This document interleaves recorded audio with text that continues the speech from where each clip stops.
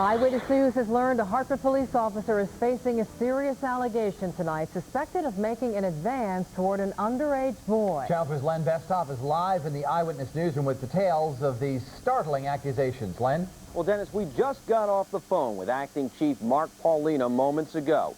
He says on Monday, Officer Santiago Morales approached a 16-year-old boy on his way to school in the Frog Hollow section of the city and made inappropriate sexual comments. The boy made a complaint, and the next day, police set him up with a wire. And Officer Morales offered to drive him to school, and on the way, he again made sexual comments. He also mentioned something to the boy about skipping school. The department took Morales off the street, and tonight, realizing the evidence against him, he decided to resign. Morales had been with the police department less than a year, according to the acting chief, and he had a lot of comments to say after he graduated to the police academy. That is something that we won't be sharing with you tonight, but you can see that on later newscasts of Channel 3 Eyewitness News. And now it's important to note Morales does not face criminal charges, just code of conduct charges, according to Chief Paulina, Acting Chief Paulina. Len Besthoff, Channel 3 Eyewitness News. And as Len mentioned, Eyewitness News interviewed Officer Morales on the day he graduated from the Hartford Police Academy in July of last summer. We'll have that for you tomorrow on Eyewitness News. In other news tonight, we are getting some discouraging news from the shoreline. The Bic factory in Milford may be closed. Bic USA announced today the Milford plant and one in Wisconsin may have to be shut down sometime in 2006.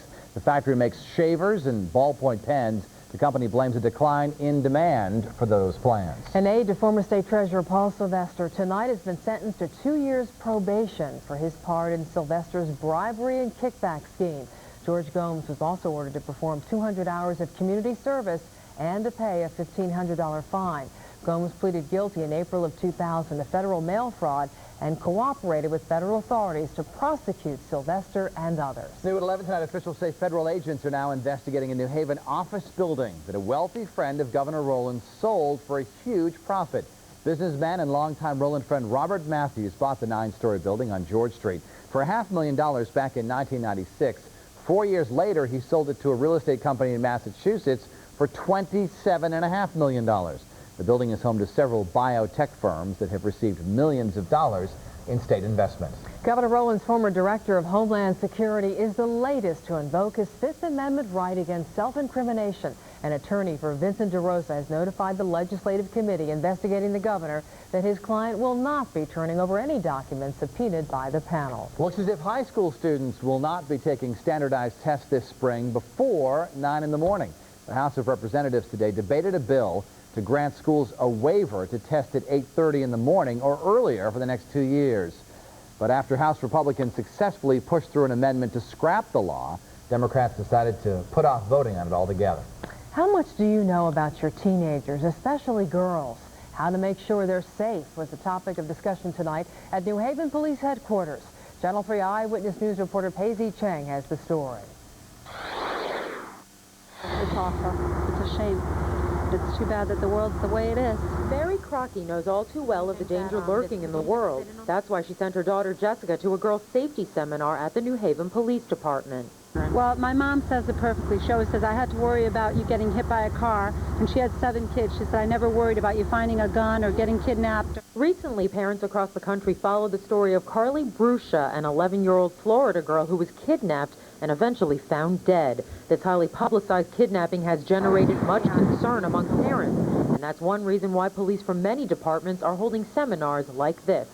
We want them to be a little more aware and start think a little differently and just watch for different things. And if I was just walking down the street alone and a man approached me, I know to kick or scream and yell for help. To be with friends all the time and make sure you're with a group of people that you know and that you're friendly with at all times. Another hot topic, internet safety, especially how parents can protect their children from internet predators. Police say parents should be very aware of what websites and chat rooms their children are logging into, and to be sure that when they pick their screen names, they don't reveal their identities. These kids got to really pay attention to what they're doing. They have to be, they have to be up to par with what's going on around them. They have to be street smart. In New Haven, Pei-Sze, Cheng, Channel 3 Eyewitness News. And now police departments from other parts of the shoreline are going to hold their own safety seminars in the near future. Another person has pleaded guilty in the Marianne Measles case. 6 years ago, the 13-year-old from New Milford was gang raped and murdered, her body thrown in Lake Willinona in Bridgewater. Today, 25-year-old Maggie Mae Bennett pleaded guilty to 5 charges against her, including kidnapping. 8 of Measles' former friends have been charged. Court records show they were upset with Measles because she had told police about being sexually involved with some of them. Today, Measles' mother says there's still a long way to go. There's 6 more to go. It's just still going to take a long time. It'll be a while, but it has to happen, you know, eventually. There'll be an end. One day it'll be done. Bennett faces 15 to 20 years in prison. She has agreed to testify against the other 6 who've already been charged. Last month, Alan Walter Jr. pleaded guilty to avoid the death penalty. Convicted teenage sniper Lee Malvo tonight has his whole life ahead of him in prison. Malvo was sentenced to life in prison without parole today for the murder of FBI analyst Linda Franklin outside a Home Depot store in Falls Church, Virginia.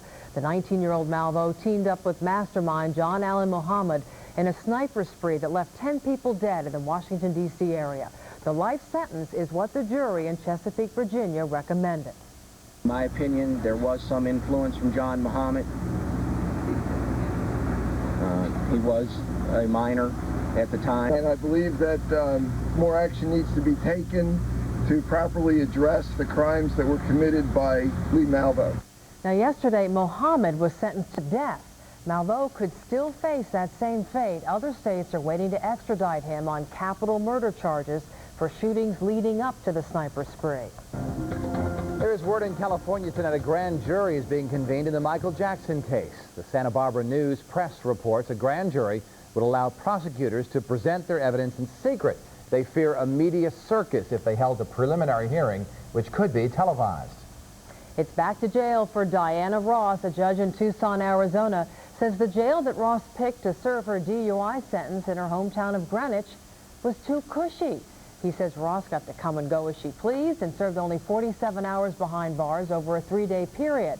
Arizona law requires that people serving sentences for DUI spend at least 24 consecutive hours behind bars. New at 11 tonight, a Campaign 04 controversy. It involves some less than flattering comments about Republicans made by John Kerry.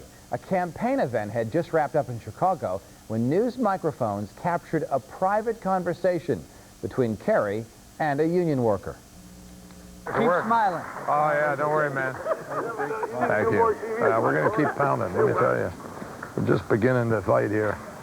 These guys are the most crooked, lying group of people I've ever seen. A Kerry spokesman later said the senator's comments were taken out of context. He was referring to Republican critics in general. President Bush's re-election campaign is demanding Kerry apologize. After leaving Chicago, Kerry headed to Washington and a meeting with a former rival. Kerry sat down with former Vermont Governor Howard Dean. Dean has yet to endorse Kerry, but he has said in the past he would support the party's presidential nominee. President Bush is back at the White House tonight after a campaign stop in Ohio today, a key battleground state. Mr. Bush spoke to a gathering of women who own small businesses. He defended his economic agenda, accusing Democrats of following a tired, defeatist mindset in their economic proposals. Back here at home, the University of New Haven has a new leader tonight. The school is naming Stephen Kaplan president. Kaplan has been chancellor at one of the campuses of the University of Virginia. He'll begin his new job here in Connecticut in July.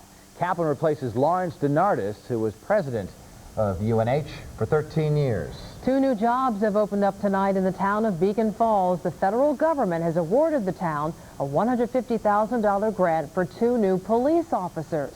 The grant will pay 75% of the salary and benefits for each of those officers for the next 3 years. A police dog is back in the force this Wednesday night after getting shot last year in the line of duty. We're talking about Kiko of the New London Police Department. His shooting made headlines across Connecticut. It angered many people. In fact, there was an outpouring of support for the German Shepherd. In Middletown, students at the Farm Hill School raised money to buy Nico a bulletproof vest. I think it was really good seeing him that we bought the vest for him. We just started bringing in all coins and money, and we just brought it in every day, and we just kept raising money until we had enough. and we thought it would be a good idea because they help protect us, and so if the dogs stay safe, then normally we stay safe. Nico's gift from the school children is now encouraging other youngsters to do the same. In fact, 6 other police dogs have been fitted for bulletproof vests. We're in still, I think, a state of disbelief. Startling news tonight that could change the way we think about women's health. Also, should overweight people be able to sue fast food restaurants? That is the question on Capitol Hill tonight. We are missing a huge... Besthoff says the owners of the store did not sweet-talk the town as much as they did a week ago. Neighbors say they caught Krispy Kreme wholesaling donuts out of its Berlin Turnpike location months ago, and they want it to stop. Well, I followed them, and some of my neighbors followed them, actually seen them deliver the Shaw's, which is against the original rules that they agreed to. The powdery purveyor, though, contends part of Newington's ordinance for its property allows takeout and off-site consumption. One of a number of legal points Krispy Kreme made in support of its desire to deliver thousands of donuts to Shaw's supermarkets. The trips are very limited. It's very minor differences to what's going on right now, essentially. Some neighbors have their doubts, saying why should they believe the company will limit itself to 8 deliveries per day after breaking other promises? On the loitering, the noise, the smell, they said their donuts, we would not smell them. We would not hear anything. They would pick up trash every 15 minutes. My husband picks up a bucket of trash a week from our lawn. It was Len Besthoff reporting. Tonight, Pfizer is revealing it is now under investigation by the feds. The Justice Department is looking into the pharmaceutical giant's sales and marketing practices for 2 drugs. The company revealed the investigation in a regulatory filing. Pfizer's research and development headquarters is based in Groton. Workers have started to gut the interior of the Hilton Hotel in downtown Hartford. The work starts just days after the city closed the deal to buy the hotel. Mayor Eddie Perez picked the Waterford Group to buy the Hilton, which is the development group involved in the Adrian's Landing project. The hotel has been shut down during the renovations, but an agreement has been signed to honor all union contracts. Congress is playing hardball with Major League Baseball. Lawmakers want the league to start testing players for steroids, or they'll make them do it. The baseball commissioner says he does want more testing, but the players' union is against it. Lawmakers believe too many players are abusing steroids, and something needs to be done about it. Players say testing violates their privacy. And I urge you to reconsider the law, top to bottom. If that's not good public policy, change it. Your failure to commit to addressing this issue straight on and immediately will motivate this committee to search for legislative remedies. Those remedies could be a new law requiring mandatory testing of ball players. The Republican-controlled House has voted to ban lawsuits that blame the food industry for Americans' obesity, saying such cases could bankrupt fast food chains and restaurants. The vote of 276 to 139 is intended to prevent class action suits that target food companies and their offerings for expanding waistlines and health woes. A new drug is showing some promise as a weapon in the fight against breast cancer. It's called exemestane, sold under the name Aramacin. Researchers say it may be more effective than tamoxifen at preventing a recurrence of breast cancer in women whose tumors were found early and removed. The study found women who switched to exemestane also had less serious side effects and were 56% less likely to get cancer in the other breast. It's not often a medical fact is disproven, but scientists in Boston believe that's exactly what they've done. And they say their discovery may not only rewrite the medical textbooks, but it could also lead to new treatments for menopause and infertility. The recent discovery at Massachusetts General Hospital may very well turn the world of women's fertility upside down. We're in still, I think, a state of disbelief because this overrides or overturns one of the most basic doctrines of our field. For years, researchers have been closely studying the ovaries of mice, and what they discovered is that basically the ovaries produce egg cells well into adulthood. If this finding holds true for humans, it flies in the face of the old doctrine that a woman does not produce new eggs. She's born with a certain amount, and when they are depleted, menopause sets in. In the literature for more than 50 years. It's taught in every medical school and graduate school. So essentially, most of the textbooks that are available have to be rewritten. We could restore ovarian function, such as in cancer patients who lose reproductive function due to the negative effects of cancer therapies on the ovaries. And that's just the beginning. The new theory is the ovaries produce egg cells, and over time, the ovaries break down. But by taking stem cells out of the ovaries early in a woman's life, they can be replaced later, regenerating the ovaries and leading to all kinds of treatments, from menopause to infertility, even the possibility of a pregnancy late in life. Offer women maybe a few extra years of fertile lifespan. We think that's a very realistic goal. All of this is just scientific guesswork right now, and researchers still have years of work ahead of them. But this discovery has them looking at fertility in an entirely different way. And the findings were published today in the prestigious medical journal Nature. A flock of wild turkeys is the only witnesses to a strange case on the shoreline. Tony Stetzer feeds the turkeys at his home in Milford, and after those gobbling birds are fed, they cross the street and go into the woods. On Monday, Stetzer claims a driver was trying to hurt the turkeys. I saw the car just miss the turkeys, and then it turned around again, so I just assumed this person was trying to run them down. Stetzer says he had words with the woman, and she called police claiming he broke her rearview mirror. But police arrested Stetzer, who says that mirror was already broken. Accurate, dependable. Now, Eyewitness News early warning weather. Here's Chief Meteorologist Bruce DePrest. Good evening, everybody. We are on the northern fringe of a huge ocean storm. It's an amazing thing to see on the satellite picture, and I'll show you that in just a minute. On early warning Doppler 3000 radar, you can see that most of the rain and snow is south and east of Connecticut, although there may be a couple of sprinkles falling around Waterford and perhaps a couple of snowflakes as well. But that's really going to be about it for rain and snow for Connecticut, although we are getting some clouds and we are getting some wind. We'll go outside to Hartford now, where we have some thin clouds overhead, but our weather continues to be dry, and that's the way it's going to stay until the end of the week. Hartford is 36, Torrington 31, Norwich 33, and other temperatures around the state include 34 in Waterbury, New Haven 36, and Groton 35 degrees, where the wind is pretty gusty, a gust of 28 in Groton, New London, and Stonington. You'll likely see winds gusting to over 30 miles an hour tonight. A recent wind gust to 20 in Willimantic, 24 in Meriden, and 24 miles an hour in Windsor Locks. Here is that huge ocean storm. You could clearly pick out the storm center spinning around off the Virginia and North Carolina coastline. The storm center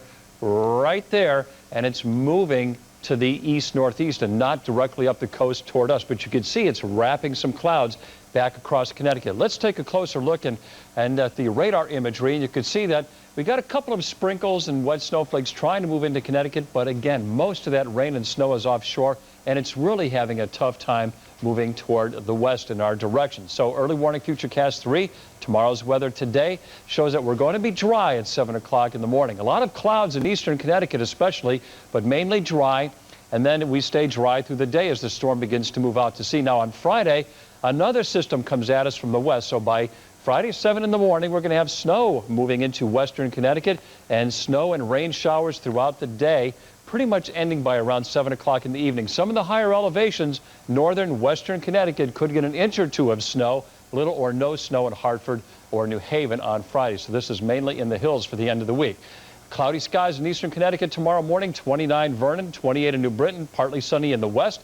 Wolcott about 27 degrees, and highs tomorrow 50 degrees in Hartford, 49 in New Haven, cooler readings in eastern Connecticut, where clouds will persist a little bit longer during the day. Norwich, your high 46. Here's your Channel 3 early warning 5-day forecast. Friday, cloudy, snow and a little rain mixed in as well. Breezy, a high of 39, but a nice rebound for the weekend. Breezy and cool Saturday, mostly sunny of 44. Fair and milder on Sunday, a high of 52. And Eyewitness News at 11 will be back following this break. Tornado tragedies, plus Will Smith, Beyonce, and Oprah next, DT. It's a step in the right direction for an endangered species in California. Zookeepers at the San Diego Zoo welcomed a baby Sumatran orangutan into the world early this month. Look at the way the mother's cradling the baby there. The unnamed baby made her public debut yesterday. I should say his.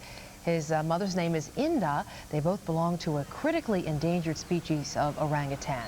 The Atkins diet is sweeping the nation with more and more options for people counting the carbs. Now even dogs are getting involved. Lucy Postins, a canine nutritionist in California, has now created a new low-carb, high-protein dog food. Poston says Honest Kitchen dog foods resemble the meat-based diet eaten by wolves, and it provides an alternative to regular formulas loaded with carbs. I think there's definitely a case for reducing carbohydrates in diets for companion animals. Postins also says while some of the Atkins principles make sense for dogs, it's not necessarily a magic bullet for your hound. A 3,000-year-old mummy is being returned to his tomb, Sweet Tomb. The remains of ancient pharaoh Ramses I were returned to Egypt this week. The mummy was transported from an Atlanta museum after being exiled for more than 140 years due to a dispute between British and Canadian collectors. Trace the roots of your favorite soft drink and you might find some interesting results. Researchers at Britain's National Archives have found records of a girl named Diet, spelled D-I-O-T, with the last name Coke, born back in 1379. Her first name is believed to be a variation of the modern-day Denise, and Coke might have been an early form of Cook.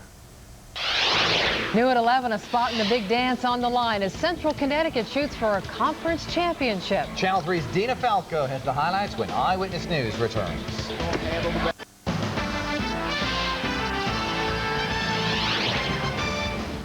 It's the beauty of the NCAA tournament. Even the little guys get a chance to dance. Central Connecticut had its shot tonight in the NEC Conference Final. A win, and they're automatically in.